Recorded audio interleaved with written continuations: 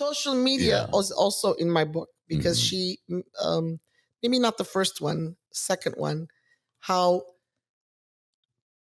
her bullies trick her into things that didn't happen because of social media. You can do, even now with AI and everything. It's scary. So I'm also teaching the kids, which brings me to the next point, that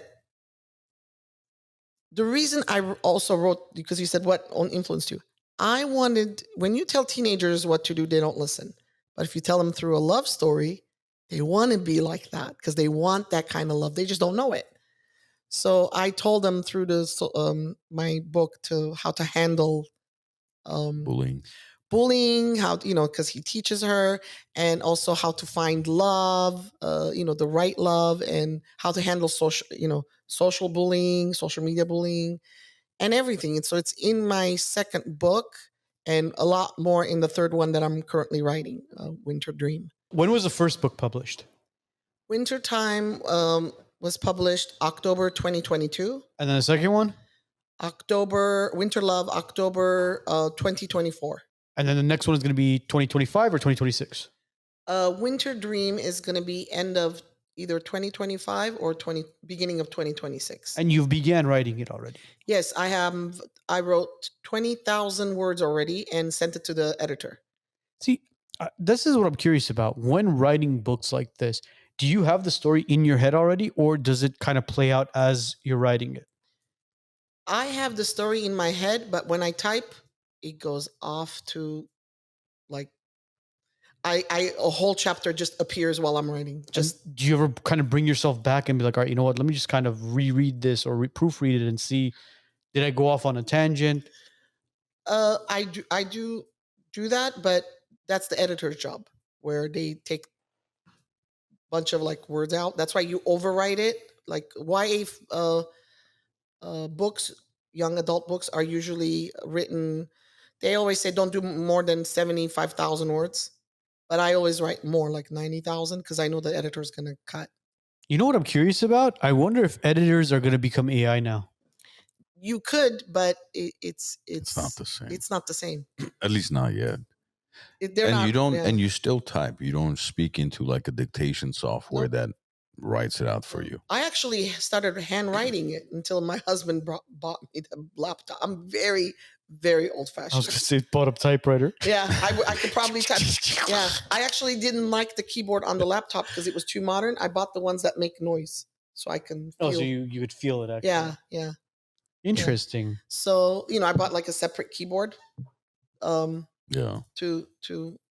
my wife with to attach it to. So the third book, are you integrating anything as far as AI into it? Not at all. At all? Not at all. Why? Because it doesn't have feelings, and I wouldn't do that to an author. I wouldn't want, that's how our whole. But I'm not saying AI as in like AI typing it. I'm saying AI as in the story.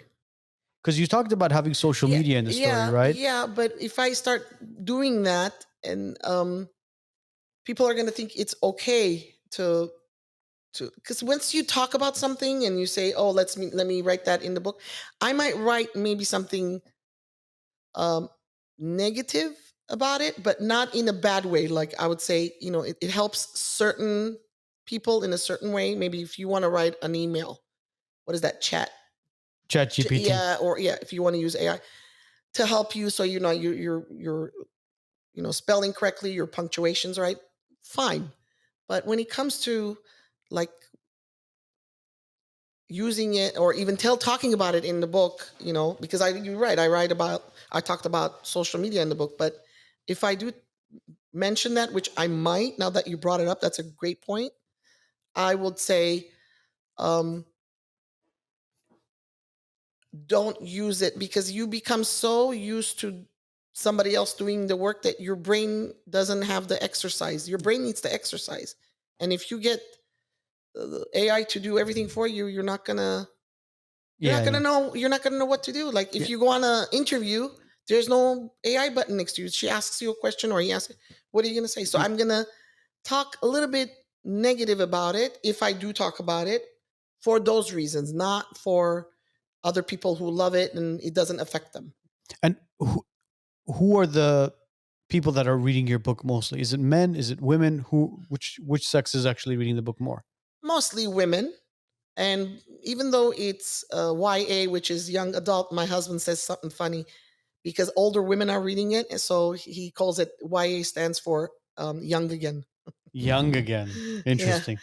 But a lot of 25 to 35-year-olds are reading it because it's not this cutesy little love story. It's actually something that they can relate to and something that they dream about secretly and they don't say, first love, the infatuation of, meeting the first, your love. And so nothing like 50 Shades of Grey, right?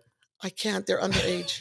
Maybe the next one, I was thinking about it. Are you serious? Yeah, well, not 50 Shades, but when I write about again, all I've heard is stories about 50 Shades of Grey. I personally haven't seen, unless you haven't seen. I haven't seen it. No. Oh, really? The movie buff. Yeah, I couldn't. That's something I can't. I can't do romance movies for some reason. Yeah.